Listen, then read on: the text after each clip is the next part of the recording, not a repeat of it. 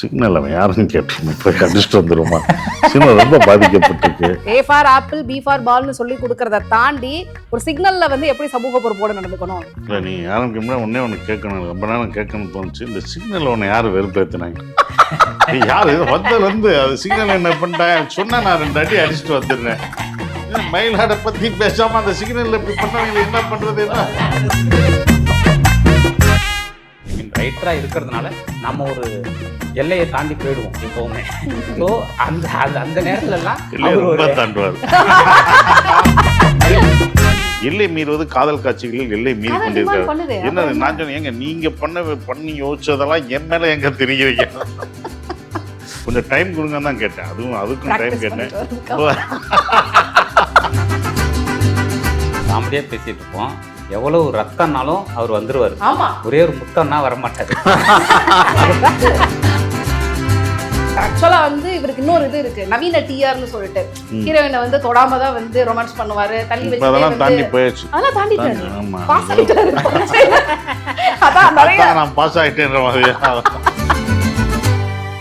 ஆக்சுவலாக எஜ்ஜே சூர்யா சார்கிட்ட கூட இதை கதையை பிச் பண்ணலாம் அப்படின்னு சொல்லி ஒரு ஸ்பேஸ் போணுச்சு. அது நடக்கலை. அது இப்போ ஒரு குற்றம் நடக்குதுன்னு வச்சுக்கோங்களேன், நம்ம எல்லாருமே என்ன நினைக்கிறோம்னா இது அவனை நடு ரோட்டில் வச்சு சுடணும் அப்படின்னு நினைக்கிறோம். அதே மாதிரி சில நேரங்களில் என்கவுண்டர் பண்ணப்படும் போது நம்ம திருப்தி ஆகுறோம். பட் இங்கே பிரச்சனை என்னன்னு கேட்டிங்கன்னா, பெரியார், அம்பேத்கர் போன்றவர்கள் வந்து ஏன் தேர்தல் அரசியலுக்கு இல்லாமல் வெளியில் வேலை பார்த்தாங்கன்னா, முதல்ல ஜனங்களை வந்து நீங்கள் டூரிஸ்ட் ஃபேமிலி இவ்வளோ ஓடி இருக்குது, இவ்வளோ வியாபாரம் பண்ணியிருக்குன்னா அதே மாதிரி நான் எடுக்க முடியும். இப்போ வேறு மூவ் ஆக முடியாது. உங்கள் எக்ஸ்பெக்டேஷன் இருக்குன்னா என்ன வந்திருக்குன்னா எல்லாருக்கும் ஆடியன்ஸுக்கு இப்போ எம்எல்ஏ வேறு ஜானராக எடுப்பார், வேறு நல்ல கண்டென்ட்டாக இருக்கும் அப்படின்னு அந்த எக்ஸ்பெக்டேஷனை பூர்த்தி பண்ணுற வேலை எனக்கு இருக்குது. அவ்வளோதான். ஒரு படம்ங்கிறது முதல்ல அது சுவாரஸ்யமான சினிமாவாக இருக்கணும், அதுக்குள்ளே அரசியல் இருக்கணும். அப்போ தான் அது எல்லா ஜனங்கள்கிட்டையும் போய் சேருங்கிறது இந்த அனுபவத்தில் நான் இது பண்ணியிருக்கேன்.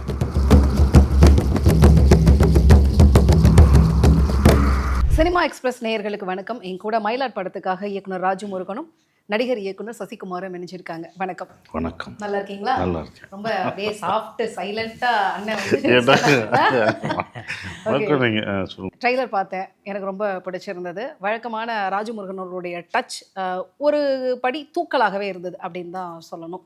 ஸோ கண்டிப்பாக வந்து ராஜமுருகனோட படம் வந்து ட்ரெய்லர் ரிலீஸ் ஆனாலே ஒரு பெரிய பரபரப்பையும் ஒரு பெரிய எதிர்பார்ப்பையும் இண்டஸ்ட்ரியில் ஏற்படுத்திடுது. நிச்சயம் இந்த படத்தில் ஏதோ ஒரு விஷயத்தை வச்சிருக்காருன்னு. நான் அந்த படத்தோட டைட்டில்லேருந்தே ஸ்டார்ட் பண்ணலாம் அப்படின்னு நினைக்கிறேன். மயிலாட் அப்படின்னு சொல்லிட்டு இந்த பழைய கோட்டு சீன்ஸில் வந்து அதிகமாக வந்து புழக்கத்தில் இருந்த ஒரு வார்த்தை. ஸோ ஒரு கட்டத்தில் அந்த வார்த்தைக்கு நம்ம எல்லாருமே வந்து அது தப்பு, அதை கூப்பிடுறது நம்மளே வந்து இதுபடுத்திக்கிறது அப்படின்னு சொன்னாங்க. சார் அப்படிங்கிற வார்த்தை கூட வந்து ஸ்லேவ் ஐ ரிமைன் அப்படிங்கிறதுக்கான இதை தான் சொல்லியிருந்தாங்க.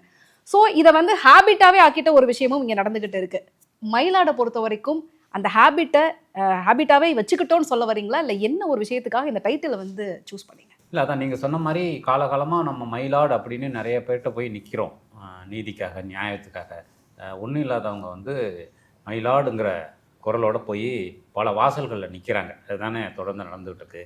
அப்படி வந்து அந்த மயிலாடுன்னு போய் நின்று கடைசி வரிசையில் நிற்கிற ஒருத்தவனே தீர்ப்பு கொடுக்குற அதிகாரம் அவனுக்கு வந்ததுன்னா, அவனே அந்த மயிலாடாக மாறினா என்னவாக இருக்கும் அப்படிங்கிறது தான் இந்த படம். ஸோ அதுக்காக தான் அந்த காயினேஜ். அதான் நீங்கள் சொன்னீங்களே, காலகாலமாக இதை அந்த காலகாலமாக பயன்படுத்திட்டு வந்த இடத்துல ஒரு உடைப்பு ஏற்பட்டு அது எளிய மனிதர்கள்ட்ட வந்து சேர்ந்ததுன்னா என்ன ஆகுங்கிறது தான் இந்த படம். ஓகே, இது சசிகுமார் அவர்கள் அப்படிங்கிறப்ப அவருடைய கதை செலெக்ஷன் எல்லாமே ரீசன்ட் டேஸில் ஒரு விதமான பெக்கூலியராக இதாகிட்டு இருக்கு. ஸோ படத்தோட டைட்டில் யோசிச்சாச்சு, கதை இதுதான் யோசிச்ச பிறகு இவர் தான் வேணும் அப்படிங்கிறதுக்கு ஏதாவது காரணம் இருந்ததா உங்ககிட்ட? இல்லை இந்த கதையை அதுக்கு முன்னாடி நிறைய பேர்கிட்ட சொல்லியிருந்தீங்களா? இல்லை, கதையை சொல்லியிருக்கேன். இந்த கதையை வந்து இந்த கதை எழுதப்பட்ட பிறகு, ஏன்னா பொதுவாக நான் வந்து ஒரு கேரக்டரை தான் கதை எழுதுவனே தவிர யாராவது ஆர்டிஸ்ட்டை நினச்சிக்கிட்டு எழுதுறது இல்லை. பொதுவாக இந்த மாதிரி கதைகள் எல்லாமே நானும் இல்லை, பொதுவாகவே கதை உருவாகும் போது அந்த கதை அதுக்கான கதாபாத்திரங்கள் அதுக்கான நியாயங்களோடு தான் அது உருவாக்கப்படுது. அதுக்கப்புறம் தான் அது ஆர்டிஸ்ட்டை தேடி போகுது. அப்படி வந்து இந்த கதை உருவானப்போ இதுக்கான ஆர்டிஸ்ட்டுன்னு சொல்லும்போது நிறைய டிஸ்கஷன் வரும்ல. பொதுவாக ப்ரொடக்ஷன் சைடு ஒன்று சொல்லுவாங்க, அசிஸ்டன்ட் சைடு ஒன்று பேசுவோம். அப்படி வந்து 2-3 பேர்கிட்ட இந்த கதை சொல்லலாம் அப்படின்னு யோசிக்கப்பட்டது. ம். ஆக்சுவலாக எஸ்ஜே சூர்யா சார்கிட்ட கூட இதை சொன்னீங்க. பிச் பண்ணலாம் அப்படின்னு சொல்லி ஒரு ஸ்பேஸ் போணுச்சு. ஓகே. பட் அது நடக்கலை, அது சில காரணங்களால் Okay. நடக்கலை. அவரு பிடிச்சிருந்தது, அவர் ரொம்ப இன்ட்ரெஸ்டாக தான் இருந்தது, பட் நடக்கலை. ம். அதன் பிறகு எனக்கு வந்து ஆரம்பத்துலேருந்தே சசி சார் இந்த படத்துக்குள்ளே வந்தால் நல்லா இருக்குங்கிற அந்த விருப்பம் இருந்தது. ஏன்னா இந்த கதையை எழுதும் போதே இந்த கதைக்குள்ளே இருக்கிற ஒரு இன்னோசென்சி, இதில் இருக்கிற ஒரு நியாயம், அது வந்து சசி சார் மாதிரி ஒருத்தர் பண்ணாக்கா நாம் ரொம்ப மெனக்கட வேண்டியதில்லை. அதுவே அந்த கதாபாத்திரமே அதை உருவாக்கிக்கிறதுக்கான தன்மை வந்து வந்துடும் அப்படின்னு எனக்கு தோணுச்சு. அதனால் அதன் பிறகு சசி சார் பண்ணலாம் அப்படின்னு ஒரு விருப்பம் வரும்போது நான் இரா சரவணன் மூலமாக கேட்டேன். ம். நந்தன் ம். இயக்குனர் இரா இயக்குனர். சரவணன். ம். அவரோட நெருங்கிய நண்பர். ஆமாம். உங்களுக்கு என்ன நல்ல நண்பர், ஆ, மன்னிச்சுக்கோங்க. என்னுடைய நண்பர் அது உங்களுக்கு வந்து ஆமா, அவருக்கு ஆமா, நண்பர், எல்லாருக்கும் அவங்களோட நல்ல நண்பர். பணியாற்றினவர், அவங்க எல்லாம் அவர்கிட்ட இதில் ஆமா. ம். ஸோ அவர் மூலமாக கேட்டேன். ம். அப்போ கேட்ட உடனே சார் கதையை கேட்டுட்டு, ம். கதை கேட்ட உடனே அவர் ரொம்ப நல்லா இருக்கு. அவர் சொன்ன ஒரு வார்த்தை என்னென்னா, இதை உங்கள் படமாக எடுங்க, ம். நீங்கள் நினச்ச ஒரு படமாக இந்த படத்தை எடுங்க, அதில் எந்த காம்ப்ரமைஸும் பண்ணிக்காதீங்க அப்படின்னு சொல்லிட்டு உடனே உள்ளே வந்தார். ஏன்னா சைசாருக்கும் எனக்கும் அதுக்கு முன்னாடியே ஒரு நல்ல நட்பு உண்டு. நாங்கள் சேர்ந்து படம் பண்ண வேண்டியது ஏற்கனவே. என்ன படம் அது? நாங்கள் ஏற்கனவே வந்து ஒரு ஆக்ஷன் படம் பிளான் பண்ணோம். ஜிப்சி டைமில் ஓ. ஒரு படம் ஆல்மோஸ்ட் பண்ணுற ஒரு இடத்துக்கு வந்து சில காரணங்களால் அதை பண்ண முடியல. ஓகே. ஸோ அதனால் எங்களுக்குள்ள ஒரு நல்ல புரிதல் இருந்தது. ம். ம். ஸோ இந்த அது அது கரெக்டாக இந்த படத்தில் வந்து அமைஞ்சுது. நான் அவரை ரொம்ப நாளாகவே ஃபாலோ பண்ணிட்டு இருக்கிற ஒரு ஆள் தான். நம்ம ஏதாவது ஒரு கரெக்டான ஸ்கிரிப்ட் அமைஞ்சா பண்ணுவோம் அப்படின்னு சொல்லிட்டு இந்த படத்தில் அது நடந்தது. ஓகே. இன்னசென்ஸ்னாலே இந்திய சினிமாவில் தாலை தலைவன் சசிகுமாரோட ஃபேஸ் வந்து லிட்டரலாக வந்து தீரும். அந்த அளவுக்கு இன்னசென்ஸ்னு ஒரு உண்மைதான். நிறைய மீம்ஸ்லாம் நீங்கள் பார்த்துருப்பீங்க. இன்னசென்ட்டுக்குன்னு ஒரு ஃபேஸ் இருந்ததுன்னா சசிகுமாரோடைய முகத்தை வந்து அங்கே வைக்கலாம் அப்படிங்கிற மாதிரி நிறையா பார்க்குறேன். பட் அந்த இன்னசென்ஸை தாண்டி ஒரு நேர்மையான பதில் சொல்கிறதுல நீங்கள் ரொம்ப நியாயமானவர் அப்படிங்கிறதுனால கேட்குறேன். கதையை கேட்ட உடனே மனசில் தோணும் முதல் விஷயம் என்னவா இருந்தது? கதை கேட்டவுடனே எனக்கு தோணுது அது அவர் படமாக இருக்கணும், அது என்னோட படமாக, அது எங்கேயும் மாற்றிடக்கூடாது, நம்ம வந்து அது டிஸ்டர்ப் பண்ணிடக்கூடாதுன்னு தோணுச்சு. இந்த கதைக்கு கதாநாயகனை நான் டிஸ்டர்ப் பண்ணிடக்கூடாது.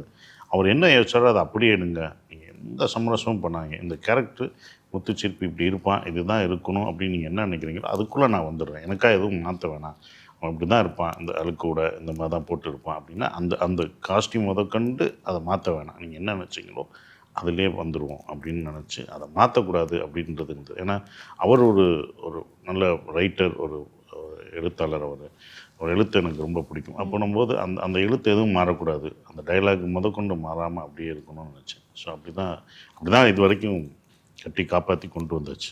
ஓகே. இது வரைக்கும் தான்.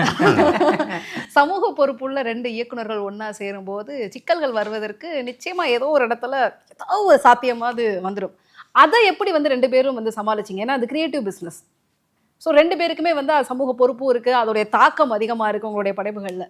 ஸோ அந்த டைமில் அந்த சிக்கல்கள் இந்த மாதிரியான விஷயங்களை எப்படி நீங்களே வந்து ஹேண்டில் பண்ணிக்கிட்டீங்க 2 பேர்ட்டே? இல்லை, இப்போ என்னென்னா பொதுவாக வந்து எனக்கு ஒரு அரசியல் பார்வை உண்டு. ஆமாம். சசி சாருக்கும் அந்த அரசியல் பார்வை உண்டு. ஆமாம். ஸோ பட் அது வந்து ஒரு சார்பு நிலை இல்லாத ஜனங்களுக்கான அரசியல் பார்வை. அதில் வந்து எனக்கு அதில் ஒரு எந்த எல்லை வரைக்கும் போகலான்னு எனக்கு ஒரு ஸ்பேஸ் இருக்குது, அவருக்கு ஒரு ஸ்பேஸ் இருக்குது. அது இது எல்லாமே தனித்தனி தானே, அவங்களுடைய பார்வை தானே வந்துட்டு. ஸோ அப்படி இருக்கும்போது அவர் என்ன நினைப்பாருன்னா, எப்போவுமே படம் பார்க்க வருகிறவர்கள் பெரும்பாலும் குடும்பங்கள், பெண்கள், குழந்தைகள், அவர் எப்போவுமே அவங்கள மனசில் வச்சுக்கிட்டே இருப்பார்.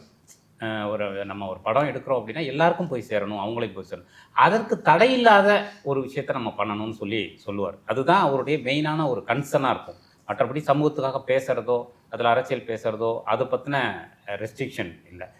ஏன்னா அடிப்படையில் நியாயமாக பேசணும் அப்படிங்கிறது. அதுக்கப்புறம் இது இந்த இவங்க குடும்பங்களுக்கானதாக இது எப்போவுமே இருக்கணும் அப்படிங்கிற கன்சர்ன் வந்து அவருக்கு உண்டு. இப்போ எனக்கு வந்து பர்சனலாக அந்த மாதிரியான விஷயங்கள் நான் பெருசாக பார்க்கறது இல்லை. ஐ மீன் ரைட்டராக இருக்கிறதுனால நம்ம ஒரு எல்லையை தாண்டி போயிடுவோம் எப்போவுமே. ஸோ அந்த நேரத்துலலாம் தாண்டுவார். அப்பப்ப பிடிச்சி இழுத்துட்டு வந்துருவீங்களா? ஒரு பிரேக் போடுவாரு. அது வந்து ஆக்சுவலா ரொம்ப நல்ல விஷயமா இருந்தது. ஏன்னா எப்பவுமே எல்லா கிரியேட்டர்ஸ்க்குமே அப்படி ஒரு விஷயம் தேவை, ஆர்டிஸ்டுங்களுக்கும் அது தேவை. ஸோ இது ஒருத்தவங்களோட அந்த சொல்லும் போது தான் நமக்கு சில விஷயங்கள் புரியும். அப்படி வந்து சார் வந்து அந்த ஸ்பேஸ்ல வந்து பிரேக் பண்ணுவாரு. ஸோ அதனால அந்த மியூச்சுவல் அண்டர்ஸ்டாண்டிங்கிறது ரொம்ப நல்லா இருந்தது. அதனால ஒரு படமாக வரும்போது அது படமே கரெக்டான ஒரு சென்ஸில், ஐ மீன் சென்சாருக்கு போகும்போதே அது எந்த அளவில் கரெக்டாக இருக்கணும், எந்த அளவு சொல்லணுங்கிறது எங்களுக்குள்ளேயே இந்த டிஸ்கஷனில் மயிலாடுல ரொம்ப அழகாக வந்துருச்சு. ஓகே, இப்போ சொல்லுங்க. இப்போதான் கரெக்டான பாயிண்ட் எடுத்து கொடுத்துருக்காரு அவரு. அங்கங்க பொறுப்பு பிடிச்சி இழுக்கிறதுக்கான இதனால தான் அந்த கொஸ்டின் நான் வச்சேன். கிரியேட்டிவ் பிசினஸ்ல 2 பொறுப்புள்ள ஆட்கள் சேர்றப்ப அது இருக்கும், அதனாலதான். அங்கங்கன்னா அவர் கிரியேட்டர் எந்த இதுலையும் பாதிக்காதபடி அது இருக்கிற ஒரு விஷயம். குறிப்பா காதல் காட்சியில கொஞ்சம் எல்லையை மீறுவார் அவர். காதல் காட்சி நிஜமாவா? நான் இப்பதான் கேட்க வந்தேன், எந்த இடத்துல எல்லை மீறினாரு? காதல் காட்சி தான் ரொம்ப எல்லையெல்லாம் மீறும். வாங்க அவ்வளவுதான், வேணாம். அந்த எல்லையே கொஞ்சம் பொலிட்டிக்கல் இதெல்லாம் நான் அந்த கருத்து இருக்குல்ல, அவர் கருத்துக்கு நான் உடன்படுவேன். அது கரெக்டான தானே, நமக்கு நியாயமா தானே இருக்கு, இது கரெக்டா தானே இருக்கு அப்படின்னு அதை ஒத்துக்கிட்டு போயிடுவோம். சிலது ரொம்ப போகும்போது வேணாங்க, யாரையும் தொந்தரவு பண்ண வேணாம் அப்படின்ற ஒரு சின்ன விஷயம் தான். அது மித்ததெல்லாம் நியாயமாக தான் இருக்கும். ஏன்னா பொலிட்டிக்கல் ஒரு அவர் எழுதின விஷயத்த ஒரு ஹீரோ, அந்த ஹீரோவோட முகம் என்னுடைய முகத்தை பொருத்தி அதை சொல்ல வைக்கிற ஒரு விஷயம். அப்படி அது எங்கேயுமே நாங்கள் தந்துருக்கோம். எல்லை மீறுவது காதல் காட்சிகளில் எல்லை மீறி கொண்டிருக்காரு. என்ன நான் சொன்னேன், ஏங்க நீங்க பண்ணி யோசிச்சதெல்லாம் என் மேல எங்க தெரிகிறீங்க? பட் அது ஆனால் கதைக்கு தேவைப்படும். கதைக்கு தேவைப்பட்டதுனால அதையும் நம்ம கொஞ்சம் டைம் கொடுங்க தான் கேட்டேன்.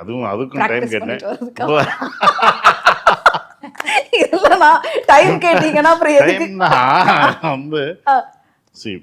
ஃபர்ஸ்ட் ஹீரோயின் வந்துடுது. முதல் நாள் இதாங்க ஹீரோயின், இதான் இதுங்க, இப்போ லவ் பண்ணுங்க அப்படின்னா வராது. ஏங்க ஒரு 3 நாள் 4 நாள் கழிச்சுங்க, ஒரு 4 நாள் கழிச்சு அந்த டைம் தான் நம்ம மாட்டோம்னு சொல்லலாம் பண்ணுவோம். அப்போ டெய்லி ஒரு டாஸ்க் லவ்ல இந்த படத்தில் பார்க்கும்போது தெரியும். ஒரு டாஸ்க் வச்சிருப்பேன். இன்னைக்கு என்ன டாஸ்க் லவ்ல, இன்னைக்கு என்ன ரொம்ப யோசிச்சிருக்கீங்களோ அப்படின்னும். அந்த மாதிரி ஒரு இதுதான். மற்றபடி அந்த அண்டர்ஸ்டாண்டிங்காக தான் போச்சு. அவரோட கருத்தை நமக்கு தெரியுமே, என்ன சொல்ல போறாரு. அதனால தான் முன்னாடியே சொல்லிச்சாங்க, நீங்க என்ன நினைச்சீங்களோ அதை கொண்டு வாங்க, அதுக்கு நாங்க சப்போர்ட்டா இருப்போம்ன்றது தான். ஏதாவது ஒரு கட்டத்தில் உங்க டீமுக்கு அந்த டைமுக்கு போயிட்டு வந்த ஃபீல் இருந்ததா? ஏன்னா நிறைய ரொமான்ஸ் சொன்னீங்கல்ல நீங்க, அந்த ஃபீல் எப்போ வந்ததா? இல்லை, இது எனக்கு மட்டும் நீங்கள் பார்த்தீங்கன்னா இவர் வச்சிருக்க எல்லாமே எல்லாரோடைய இதுக்கும் ஒரு லவ் பண்ணுறவங்களுக்கான ஒரு விஷயம் இதில் இந்த கப்பில் பிடிக்கும் உங்களுக்கு அப்படின்னு நம்புகிறேன் நான். ஏன்னா அந்த நீங்கள் படம் பார்த்தீங்கன்னா ஒரு கணவன் மனைவி இந்த படம் போய் பார்த்தாங்கன்னா அவங்களுக்கு இப்படி இருக்கணும் அப்படின்னு தோண வைக்கும். ஒரு மனைவி இதெல்லாம் வேற மாதிரி இருக்கு. ஒரு மனைவி அதை அடுத்து வர்றேன். இல்லை இது ஒண்ணும் இல்லையா, அதுதான் அவங்க அந்யோன்யம் விட்டு. அதுதான் கேக்குறேன் நான், இது தப்பாலாம் கேட்கல. இந்த அந்யோன்யமும் பிடிச்சிருக்குங்கற, இந்த அந்யோன்யம் பிடிச்சிருக்கா. அது மாதிரி இதுல சொல்லுவாங்க, மனைவி எல்லாம் கணவனை கொட்டுவாங்க போறாங்க, இந்த மாதிரி நீ இருக்கணும் அப்படின்னுவாங்க. படம் வன்மம் கலந்த மாதிரி இருக்கு. இல்ல வன்மம்லாம் கலக்கல, அதை சொல்லுவாங்க. இது எனக்கு சொன்ன மாதிரியே இருந்தது. நான் பார்த்தேன் கண்ணுல. அப்ப இந்த பிடி அப்படின்னா இந்த படத்துல ஒரு கேரக்டராகவே இந்த பிடி அவர் வச்சிருக்காரு. அது படம் பார்க்கும்போது தெரியும் இந்த பிடி. ஏன்னா ஒரு போஸ்ட்டுக்கும் ஒரு அர்த்தம் இருக்கும். சும்மா அவர் எடுக்கல அந்த ஸ்டில். இந்த ஸ்டிலும் இந்த பிடி என்னன்றது நீங்க படம் பார்க்கும்போது அது தெரியும். ஓகே, இப்போ சொல்லுங்க சார், காதல் காட்சிகளில் சசிகுமார் அவர்கள் நான் சொல்லிட்டு மறுபடியும் நடிச்ச எக்ஸ்பீரியன்ஸ் தான் சொன்னீங்க. உங்களை நடிக்க வச்ச எக்ஸ்பீரியன்ஸ் அவர் தானே சொல்லணும். எந்த அளவுக்கு இவரை உங்களுக்கு கோஆபரேஷனே பண்ணல, ரொம்ப புவர் பர்ஃபார்மன்ஸா எங்க பண்ணாரு அதை சொல்லுங்க. அதான் நம்ம காமெடியாக பேசிகிட்டு இருப்போம். எவ்வளவு ரத்தம்னாலும் அவர் வந்துருவார். ஆமா, ஒரே ஒரு முத்தம்னா வரமாட்டாரு.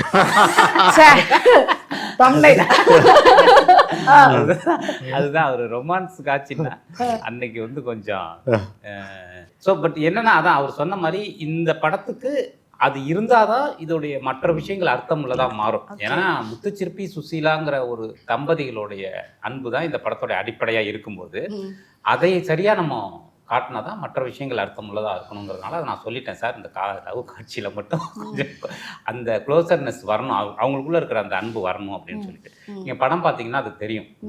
அந்த ட்ரெய்லர்லேயே தெரிஞ்சது நிறைய இது. ஆனால் அடிக்கடி லீவ் போட்டிருப்பீங்கன்னு நினைக்கிறேன், உடம்பு சரியில்லை, தலை வலிக்குது, வயிறு வலிக்குது, ஸ்கூல் பையன் மாதிரி நிறைய அது மாதிரி காரணங்கள் தான் சொல்லியிருக்கிறதுக்கு வாய்ப்பு இருக்குது. ஆனால் ட்ரெய்லரில் நம்பிக்கை இருக்கணும், அவர் மேல அசாத்திய நம்பிக்கை. அந்த டாஸ்கை அவர் ரீச் பண்ணிட்டாரு. அவன் டாஸ்க்கும் பண்ணிடுவான். அந்த டாஸ்க் பண்றதுக்கு முன்னாடி கொஞ்சம் அது அப்படி இப்படின்னுவோம். அது டைம் கொடுக்கல, நீ தான் வேற டைம் கேட்காத. அந்த 2 நான் நாள் எதுவுமே முன்னாடி கேட்கல. அப்படிதானே சொன்னேன். இது என்ன டைம்?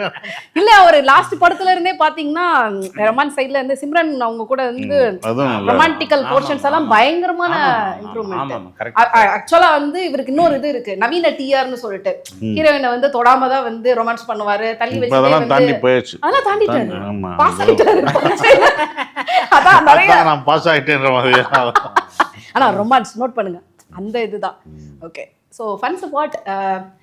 நம்ம டே டு டே லைஃப்ல ஏதோ ஒரு இடத்துல தினமும் இந்த ஒரு விஷயம் வந்து நமக்கு தோணிடும். சிக்னல்ல போயிட்டு இருப்போம், நம்ம ஒழுக்கமா போயிட்டு நின்றுகிட்டு இருப்போம், ரெட்டு வந்தோடனே நம்ம பின்னாடி வந்து ரொம்ப அசால்ட்டு பிடிச்ச ஒரு ஆள் வந்து அப்படியே தாண்டிட்டு போறப்ப எனக்கு மட்டும் இருந்ததுன்னா இந்த மாதிரி தாண்டி போறவங்களெல்லாம் எதாவது பண்ணுவேன், எனக்கு மட்டும் அதிகாரம் இருந்திருந்தா அப்படிங்கிறது காமன் மனோடைய மனசுக்குள்ள இப்போ வரைக்கும் ஒழிச்சிட்டு இருக்கிற ஒரு ஆதங்கம். இன்னைக்கு கூட வந்து வர்றப்ப எனக்கு ஒரு இன்சிடென்ட் நடந்தது, அப்போ தோணுச்சு எனக்கு மட்டும் இது இருக்கட்டும், இவங்கெல்லாம் என்ன பண்ணலாம் அப்படிங்கிறது. ஸோ உங்களுடைய லைஃப்ல ரியல் லைஃப்ல ஏதாவது ஒரு மொமெண்ட்ல அப்படி ஒரு விஷயம் தோணியிருக்கா? எல்லாருக்கும் அது வரும். இது என்ன ரியல் மூமெண்ட்னா அடிக்கடி வர்றது அதான். நமக்கு மட்டும் அதிகாரம் இருந்தா, நமக்கு மட்டும் அதிகாரம் இருந்தான்னு நான் ரொம்ப பெரிய இல்ல இல்ல இல்ல விஷயம் சின்ன விஷயம், சின்ன சின்ன விஷயம் இதெல்லாம் இருந்தவங்க என்ன பண்ண அப்படின்றது இப்போ வரைக்கும் எல்லா விஷயத்துங்களும் வரும். இந்த படமே அதை தான், நீங்கள் கரெக்டாக அதை எடுத்து கொடுத்துருக்கீங்க. இந்த படமே வந்து இந்த அதிகாரம் ஒரு கடைக்கூடி இருக்கணும். இப்போ நீங்கள் நினைக்கிறீங்களா உங்களுக்கோ எனக்கோ இவருக்கோ நம்ம நினைக்கிறோம் இந்த அதிகாரம் நமக்கு வந்துச்சு, அந்த அதிகாரம் தீர்ப்பிடுற அதிகாரம் அவனுக்கு வரும். ஸோ அந்த முத்துச்சிற்பின்னு வரும், அவன் என்ன பண்ணுறான் அப்படின்றத இந்த நீங்கள் உங்கள் நினைக்கிற இருக்குல்ல, அப்போ ஆடியன்ஸ் பார்க்கும்போது அது ஈஸியாக கனெக்ட் ஆகும். உனக்கு ஒன்று வந்தது அப்படின்னு ஒரு விஷயம் சொல்கிறீங்களா, அது இந்த கேரக்டருக்கு இருக்குது. ஒரு கதை எழுதுனது அப்படியே பிரதிபலிக்கிற மாதிரி இருந்துச்சு. அந்த அதிகாரம் அவனுக்கு இருந்து அவன் என்ன பண்ணுவான் அப்படின்ற ஒரு விஷயம்தான் படத்தோட கிளைமேக்ஸ். அதை நோக்கி தான் போகும். நான் எனக்கு இன்சிடென்ட்டாக நான் சொன்னப்ப மெட்ரோவில் வந்து ஒரு என் பக்கத்தில் ஒரு பொண்ணு உட்காந்துருந்தா, ஒரு பக்கத்தில் இன்னொரு ஒரு 50 வயசு ப்ளஸ் ஒரு நபர் உட்காந்துருந்தாரு. ரொம்ப அன்கம்ஃபர்டபுளாக அந்த பொண்ணு ஃபீல் பண்ணதுக்கப்புறம் எந்திரிச்சு வந்து நின்றுச்சு. அப்போ ஏதோ சம்திங் ரொம்ப அசௌகரியமான ஒரு விஷயம் நடந்ததுனால அப்போ அந்த தோணுச்சு, இந்த மாதிரி ஒரு விஷயம் இருந்ததுன்னா சட்டையை பிடிச்சி நிற்கிற கேள்வியோ ஏதோ ஒரு இது இருந்ததுன்னா அங்கே ஏதோ ஒன்று பண்ணியிருக்கணும் அப்படிங்கிற மாதிரி ஒன்று தோணுச்சு. ஸோ அந்த மாதிரி இன்சிடென்ட்டாக உங்களுக்கு ஏதாவது தோணியிருக்காங்க? கேட்கணும், நீ கேட்டுக்கணும். அது நான் கேட்டேனே, என்ன சார் பிரச்சனைன்னு கேட்டேன். அவர் எந்திரிச்சு போயிட்டாரு. அடுத்து ஸ்டேஷன் வந்த உடனே இறங்கி போயிட்டாரு. கேட்காம இல்லை, கேட்டுட்டேன். என்ன சார் பிரச்சனை அப்படின்னு கேட்டு அடுத்த நிமிஷம் அடுத்த ஸ்டேஷன் வந்தது இறங்கி போயிட்டாரு.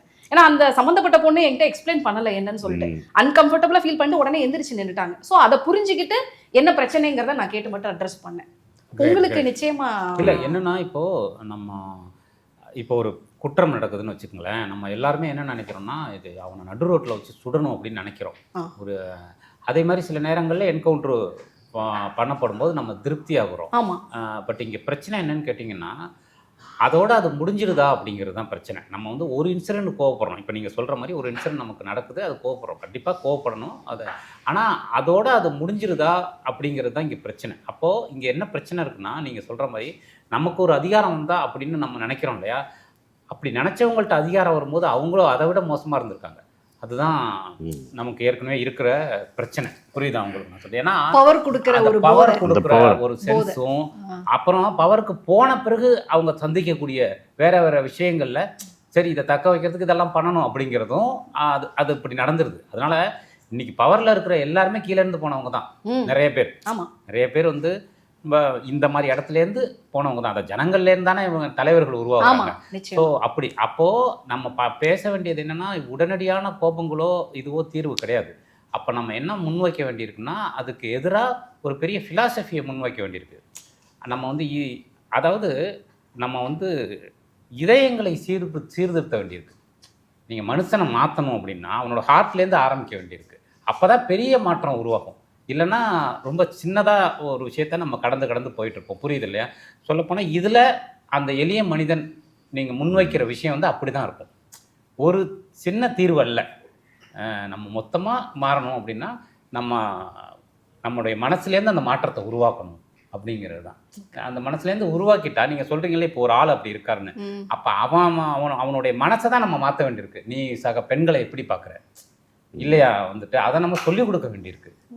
அதுதான் இந்த படத்தில் அதை நம்ம பேசணும்னு நான் நினச்சேன். இந்த முத்துச்சிற்பிங்கிற கதாபாத்திரம் ஒரு எளிய மனிதன், அவனுக்கு ஒரு பவர் வரும்போது எதை பேசுகிறாங்கிறது ரொம்ப முக்கியமாக இருக்கும். அதான் நீ சொல்லும்போது கரெக்டாக அந்த பர்ஃபெக்டாக பிடிச்சிட்டேன்ல. அப்போ சரி,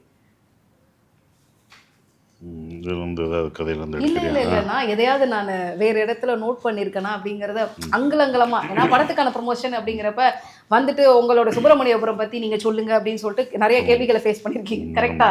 சோ இந்த படம் அப்படிங்கிறதுனால இது ரிலேட்டடா இன்னும் சில நுணுக்கமான விஷயங்களை தெளிவுபடுத்திருக்கோம் அப்படிங்கறது. சொல்லல என்ன சொன்னீங்க? இல்ல இல்ல உன்னை பாராட்டி தான் பாராட்டி சொன்னேன். அவங்க ரொம்ப சென்சிபிளான கேள்விகள் கேட்பாங்க, கேட்பாங்க. இந்த படத்தை பற்றி தான் கேட்பாங்க, தயாரா இருந்துக்குங்கன்னு சொல்லிட்டு தான் வந்தேன். Okay okay. அதே மாதிரி இன்னொரு காமனான இதுன்னு பார்த்தீங்கன்னா, இப்போ நம்ம முன்னாடி கேள்வியில் பேசணும், தண்டனைகள் ரொம்ப கடுமையாக இருக்கணும் அப்படிங்கிறப்ப எல்லாருமே இந்தியா மாதிரி மக்கள் தொகை பெருசாக இருக்கிற நாட்டில் கடுமையான அரபு நாட்டு சட்டத்தெல்லாம் வந்து இம்ப்ளிமெண்ட் பண்ணாதான் எல்லாமே இதாக இருக்கும், அப்போ தான் இந்த மக்களுக்கு பயம் வரும் அப்படிங்கிற மாதிரியான ஒரு கூற்று வந்து ரொம்ப நாளாகவே பழக்கத்தில் இருக்கிற மாதிரியா இருக்குது. ஸோ இந்த ஒரு பொதுவான விஷயத்தையும் மக்கள்கிட்ட பேசிகிட்டு இருக்கிறத நீங்கள் 2 பேரும் எப்படி பார்க்குறீங்க? நான் வில் ஸ்டார்ட் ஃப்ரம்.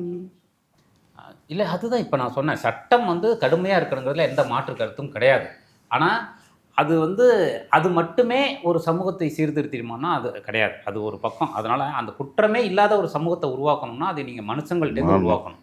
அதனால தான் இப்போ நான் ரொம்ப சீரியஸாக பேசணும் அப்படின்னா, பெரியார், அம்பேத்கர் போன்றவர்கள் வந்து ஏன் தேர்தல் அரசியலுக்கு இல்லாமல் வெளியில் வேலை பார்த்தாங்கன்னா, முதல்ல ஜனங்களை வந்து அவங்க மனசுக்குள்ளே வந்து சீர்திருத்தத்தை கொண்டு வரணும், அப்புறம்தான் அதிகாரத்தை நோக்கி போகணும் அப்படிங்கிறது தான் அவங்களுடைய இது.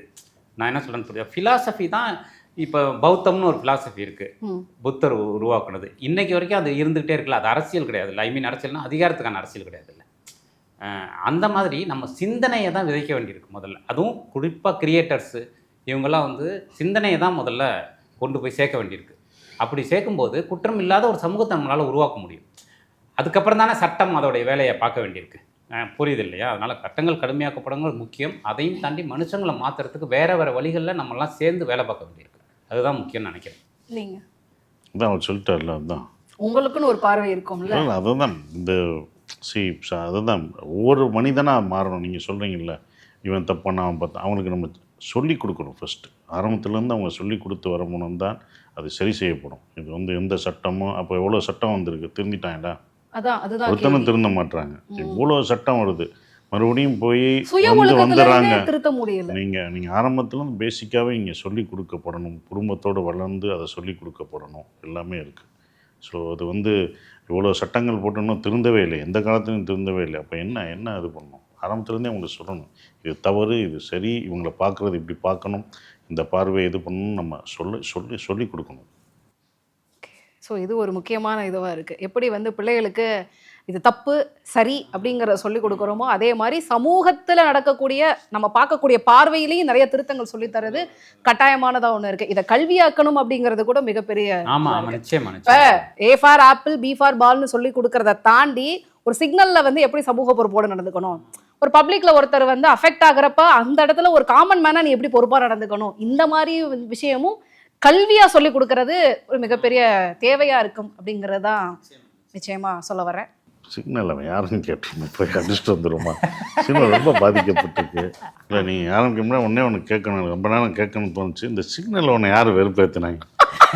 யார் வந்ததுலேருந்து அது சிக்னல் என்ன பண்ணிட்டேன் சொன்னால் நான் 2 அடி அடிச்சுட்டு வந்துடுறேன். மயிலாடை பற்றி பேசாமல் அந்த சிக்னலில் இப்படி பண்ணவங்களை என்ன பண்ணுறது? என்ன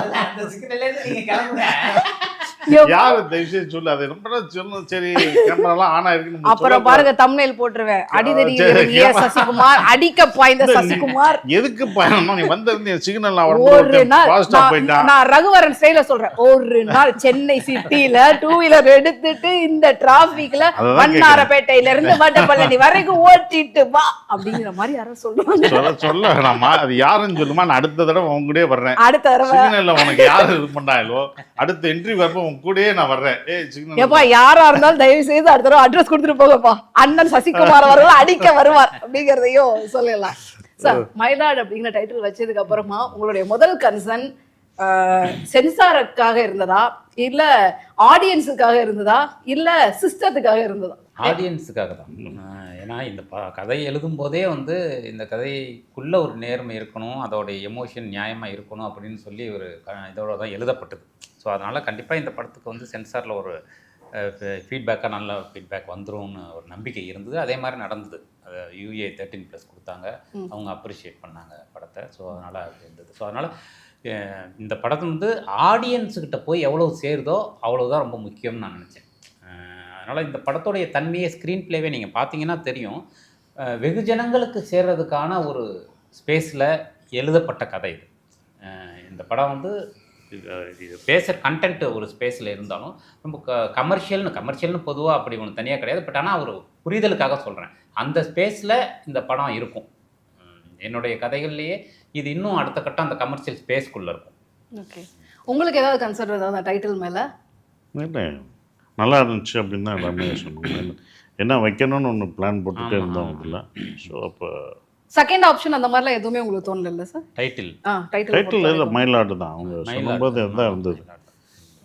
என்ன வைக்க பேர் இது பண்ணும்போது வைக்கல, ஒரு கதை பண்ணும்போது ஷூட்டிங் முடிக்கும் போது தான் இதுக்கான கதை மயிலாடாக தான் இருக்கும் அப்படின்னு அவர் சொன்னார். நல்லா இருந்துச்சு, ஓகேன்னு சொல்லிட்டோம்.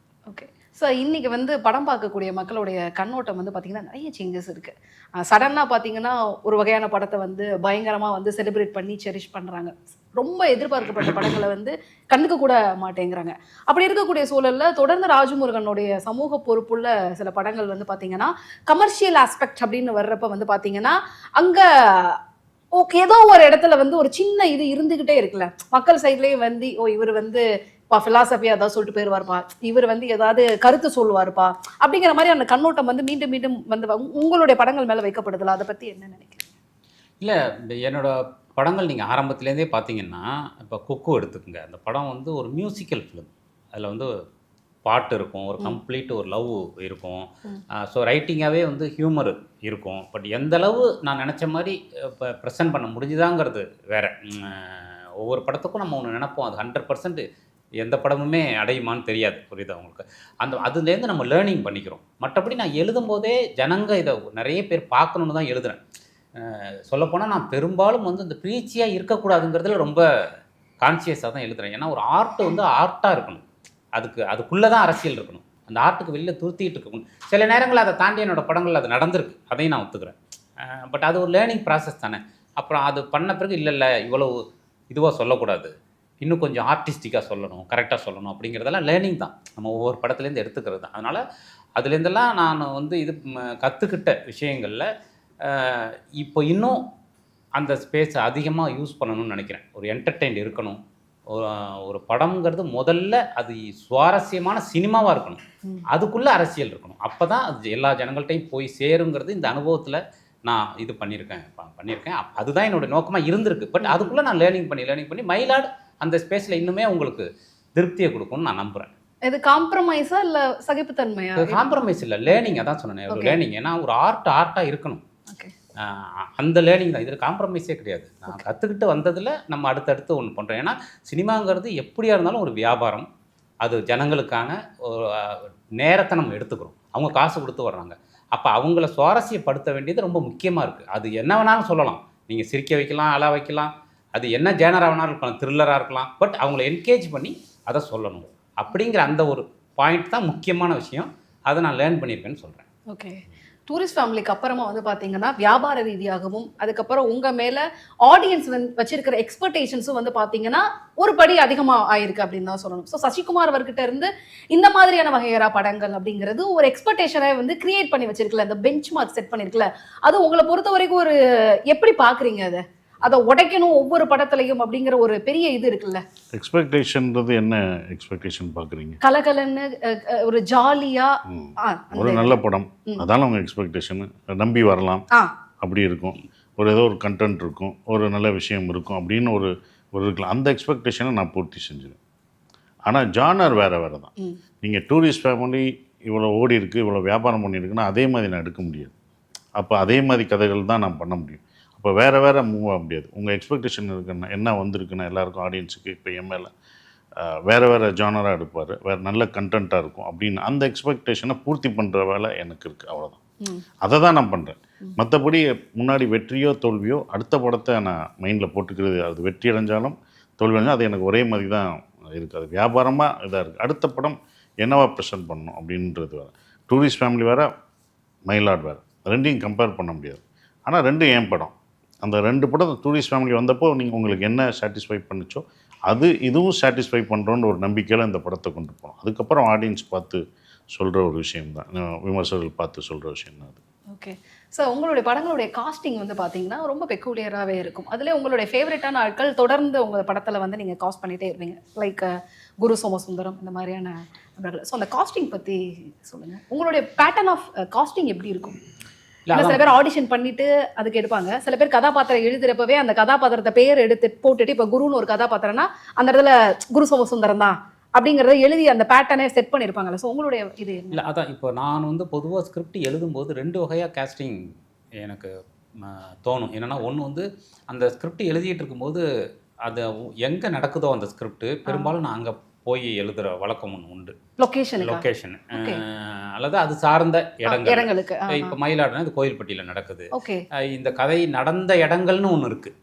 இதோடைய உண்மையாக நடந்த விஷயங்கள்லாம் இருக்குது. ஸோ அந்த இடங்களுக்கெல்லாம் போய் நம்ம அப்போ அங்கே பார்க்கக்கூடிய ஆட்கள் இருக்காங்க இல்லையா, அவங்க யாராவது ஒருத்தவங்க பெக்குலியராக இருந்தால் இமீடியட்டாக நான் அவங்கள நோட் பண்ணி வச்சுக்கிட்டு பின்னாடி அவங்க நடிகர்களாக இருக்க மாட்டாங்க, பட் ஆனால் பின்னாடி அவங்கள கூப்பிடுறது அல்லது அவங்க சாயலில் ஒருத்தவரை தேடுறது. புரியுதா அவங்களுக்கு? அந்த பழக்கம் வந்து எனக்கு உண்டு. அப்புறம் நம்ம பொதுவாக ட்ராவல் பண்ணிகிட்டே இருக்கும்போது யாரையாவது பார்ப்போம், நம்ம நண்பர்களாக இருப்பாங்க, இல்லை டக்குன்னு அவங்கள வந்து அந்த கேரக்டருக்கு யாராவது ஒருத்தவங்க பெக்குலராக இருந்தால் நல்லா இருக்குங்கிற அந்த தேடல் வந்து எனக்கு எப்போவுமே உண்டு. இப்போ மயிலாடு எடுத்துக்கிட்டிங்கன்னா இதில் வந்து கோபி நாயனார் தோழர் இருக்கார் இல்லையா, கோபி நாயனார் தோழர், அவர் ஒரு கேரக்டர் பண்ணியிருக்காரு. சிறிது நேரம் வந்தாலுமே அழுத்தமான ஒரு கேரக்டர். அவர் நடிக்க மாட்டார். அவர் வந்து அப்படி எனக்கு ரொம்ப நாள் நண்பர். ஸோ எனக்கு அந்த கேரக்டர் எழுதும்போதே அவர் நம்மள்கிட்ட பேசுறது அந்த இது ஞாபகம் வந்தது. ஸோ அவர் தொடர்ந்து ஒன்று பேசிகிட்டே இருப்பார் பார்த்தீங்களா, அந்த ஒரு நியாயத்தை பேசுவார், அவர் ஒரு பக்கம் நிற்பார், அதுக்காக டிபேட் பண்ணுவார். ஸோ அதெல்லாம் நம்ம அவர்கிட்ட பேசும்போது எனக்கு அந்த மாதிரி பாடி லாங்குவேஜ் அப்படின்னு நான் ஒன்று எழுதிட்டேன். அப்போ எழுதும்போது அவரே கேட்பமே அப்படின்னு சொல்லி அவர் கேட்டு ஐயோ நான் அப்புறம் அவர் வந்தார். ஒரு முழுக்க நட்புக்காகவே வந்தார். ஒரு முக்கியமான விஷயம் என்னென்னா ஒரு நட்பை மட்டுமே முன்வைத்து ஒரு பைசா கூட வாங்காமல் இந்த படத்தில் நடிச்சிருக்காரு கோபி தோழர். ஸோ அப்படி சொல்கிறேன், அப்படி தான் ஒரு காஸ்டிங் உருவாகுது. அதே மாதிரி இது கோயில்பட்டியில் ஷூட் பண்ணோம். அதுக்காக லொக்கேஷன் பார்க்க போகும்போது அங்கே ஒரு தோழர் ராமசுப்புன்னு ஒரு தோழர், இவங்க எல்லாமே கோயில்பட்டியில் அந்த போஸ்டர் 2 நிமிஷம் ஒத்து பார்த்ததுக்கு காரணம் இந்த கேள்விதான். ஆமாம், எல்லாமே இவங்க இதுக்குள்ள தான் நாங்கள் போயிருக்கோம். ஆமாம், இவங்க தான் நாங்க இருக்கோம். அவங்க எல்லாம் அந்த கிராமத்து மக்கள்ல அவர் தான் லெஃப்ட்ல இருக்காரு பாருங்க, அவர் தான் ராமசுப்பு தோழர்.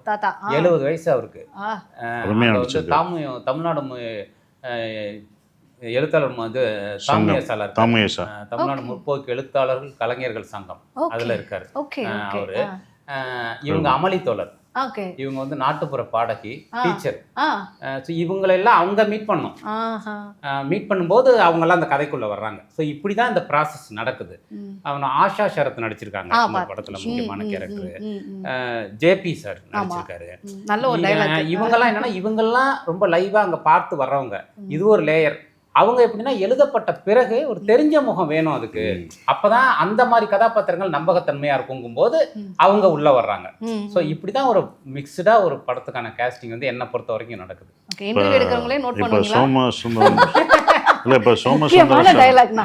என்ன முக்கியமான நோட் பண்ணுவீங்களான்னு கேட்க நிச்சயமா இது அண்டர்லைன் பண்ணி வச்சு நோட் பண்ணிக்கோங்க. இப்ப சொல்லுங்க, நோட் பண்ணிக்கோங்க. சோமசுந்தரம், அதுதான் சொன்னேன். சோமு சார் வந்து என்னன்னா சோமசுந்தரம் அவர் எழுதப்படும் போதும் இல்லை, நாங்கள் போக வரைக்கும் கடைசியாக வந்து சேர்ந்தவர் தான் அவர் சோமு. வேற ஒரு ஆர்டிஸ்ட் அங்கே வரணும், வரல, இல்லாட்டினா ஷூட்டிங் நின்றோம். வேறு என்ன பண்ணணும் போது தான் நம்ம சொல்லி சோமு நீங்கள் கூப்பிட்டா வருவாருன்னு சொல்லி அப்போ அவர் கூப்பிட்ட உடனே வந்து சார் அவர் எதுவுமே அவரை கேட்கல. அவர் சொன்ன உடனே வந்து என்ன கேரக்டர் என்னன்னா அங்கே இம்ப்ரூவ்மெண்ட் பண்ணதான் அவரோட கேரக்டரு. அவங்க காஸ்டியூம் மட்டும் எடுத்து வச்சுட்டாங்க. கண்ணாடி போட்டுலேருந்து அடிபட்டதுலேருந்து எல்லாம் வச்சுட்டு ஒரு நாக்கா, அவர் பேர் நா கதிர்வேலன் அப்படின்ற அந்த கேரக்டரில் அவர் ஒரு ரிப்போர்ட்டராக அந்த படத்தில் நடிக்கிறார். அதனால பேசப்படும் போது ஓகே ரைட். ஸோ ரொம்ப ப்ராமிசிங்கான ஒரு ட்ரெய்லர். அந்த சார்ந்த கேள்விகளுக்கு ரொம்ப தெளிவான ஒரு பதில்கள் கொடுத்தீங்க. இறுதியாக 2 பேர்கிட்ட ஒரே ஒரு கேள்வியை மட்டும் முன் வச்சிடறேன். மயிலாட் சமூகத்தில் என்ன மாதிரியான விஷயத்தை ஏற்படுத்தணும் ஒரு இயக்குனராக நீங்கள் நினைக்கிறீங்க, ஒரு நடிகராக நீங்கள் நினைக்கிறீங்க, சொல்லுங்க. அதை நான் எப்போவுமே சொல்லுவேன், நம்ம படைப்பு வந்து பார்க்கக்கூடிய பார்வையாளர்களை 1 இன்ச்சாவது மேன்மைப்படுத்தணும். அவங்க இருக்கிற இடத்துலேருந்து ஒரு சின்ன ஒரு ட்ராப் ஆகுது, அது எல்லாருக்கும் நடக்கணும்னு இல்லை, யாராவது ஒருத்தவங்களுக்கு நடந்தால் கூட எனக்கு வந்து திருப்தி. அப்படி தான் நான் நிச்சயமாக மயிலாடு பார்த்தா உங்களுக்கு டேக் அவேவா ஒரு நல்ல ஃபீல் கிடைக்கும். சமூகத்தை பற்றி நீங்கள் பார்க்குற சக மனிதர்கள் மேலே உங்களுக்கு இருக்கக்கூடிய உணர்வு இருக்கு இல்லையா, அது இன்னும் மேன்மை அடையும் அப்படின்னு நான் நம்புகிறேன். ஓகே, நீங்கள் மற்ற உயிர்கள் மேலே அன்பு வைக்கணும் அப்படின்றத இந்த படம் பார்த்துட்டு வரும்போது உங்களுக்கு தெரியும். எந்த உயிராக இருந்தாலும் இன்னொரு உயிரை மதிக்கணும் அப்படின்னு தெரியும். அன்பு, அந்த ஹியூமனிட்டியை இந்த படம் வந்து இது பண்ணும். அந்த நம்பிக்கை எனக்கு இருக்குது. ஸோ ஏன் அதை சொல்கிறேன்னா, UA 13+ன்னு போட்டிருக்காங்க பார்த்தீங்களா, சென்சார்லேயே அவரை பாராட்டி அதை கொடுத்துருக்காங்க 13+ன்னு. ஒரு கட் மட்டும் பண்ணலை, இந்த தடவை மயிலாக இருக்குது. ஏன்னா இது குழந்தைங்க அந்த அந்த பார்க்கணும். குறிப்பாக அந்த ஒரு உயிரை இன்னொரு உயிர் மதிக்கணும் அப்படின்ற ஒரு விஷயத்த சொல்கிற ஒரு படம். இந்த படம் பார்த்துட்டு வரும்போது அது கொடுத்தா எங்களுக்கு ரொம்ப சந்தோஷமாக இருக்கும். அது கண்டிப்பாக அது கொடுக்குன்ற நம்பிக்கை எனக்கு இருக்குது. ஓகே, ஏன்னா சென்சார் போர்டில் எனக்கு தெரிஞ்சு அதிகமாக வந்து வாய்க்கா தகராறானது ராஜமுருகன் அவர்களுக்கும் சென்சார் போர்டுக்கு தான். 50 கட்டு வரைக்கும்லாம் நீங்கள் நிறைய விஷயங்களுக்கு போராடி வாங்கியிருக்கீங்களா உங்களுடைய ப்ரீவியஸ் படங்களுக்கு? ஆல்ரைட். ஸோ இதில் வந்து நிச்சயமாக ஒரு அண்ணன் சொன்ன மாதிரி 13+ கொடுத்து உங்களை வந்து பாராட்டியிருக்காங்க அப்படிங்கிறப்ப நிச்சயம் இந்த சமூகத்திலேயும் அதற்கான தாக்கமும் நீங்கள் எதிர்பார்த்த மாற்றமும் நடக்கும் அப்படிங்கிறத சொல்லிட்டு இந்த இன்டர்வியூவை இப்போதைக்கு நிறைவு செய்கிறேன். சக்ஸஸ் மீட்டில் சந்திப்போம். தேங்க்யூ. நன்றி. நன்றி.